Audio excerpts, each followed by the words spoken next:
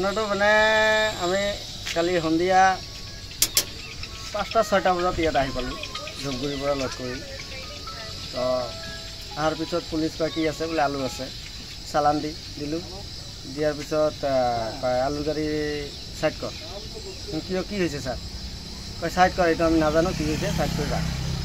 তো সাইড কৰি আছোঁ এটা দুটাকৈ বহুত গাড়ী আহি আহিল অহাৰ পিছত পুলিচক সোধে বোলে কিয় যাব নিদিয়ে তাৰপিছত পুলিচ কয় আমিও নাজানো ওপৰৰ পৰা যদি অৰ্ডাৰ পাওঁ তেনেহ'লে এৰি দিম তেতিয়ালৈকে থাক আচলতে কি ওপৰৰ পৰা আটক কৰিছে নেকি এইটোতো আমি নাজানো আমি পুলিচক সুধিলোঁ বোলে কি কাৰণে গাড়ী ইয়াত ৰখাই দিলে তাৰপিছত পুলিচে গ'ল বোলে এইটো আমিও নাজানো তোমালোকে যেনেকৈ নাজানে আমিও তেনেকুৱাই ওপৰৰ পৰা যদি আমাক অৰ্ডাৰ দিয়ে এৰিবলৈ তেতিয়াহ'লে এৰি দিম ইতিমধ্যে কিমান গাড়ী আপত্তি হৈছে ইতিমধ্যে ইয়াত 30-35 মান হ'ব এতিয়া কি বিচাৰে এতিয়া আমি বিচাৰোঁ এইটোতো আমি আগৰ পৰা নাজানো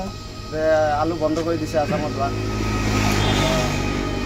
এতিয়া আমি বিচাৰোঁ কি এতিয়া যিবিলাক গাড়ী লোড হৈছে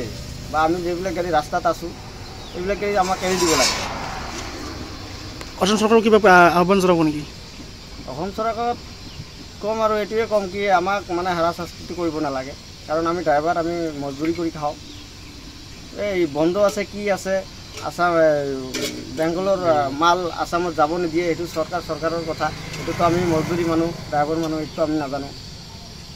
তো এতিয়া আমি মানে চৰকাৰে কি বুজাবুজি কৰিছে এইটো তেওঁলোকে জানে এতিয়া আমি মানে হেৰেছমেণ্ট পাই আছোঁ ৰাস্তাত Do not forget to like, share and subscribe to the Assam Tribune.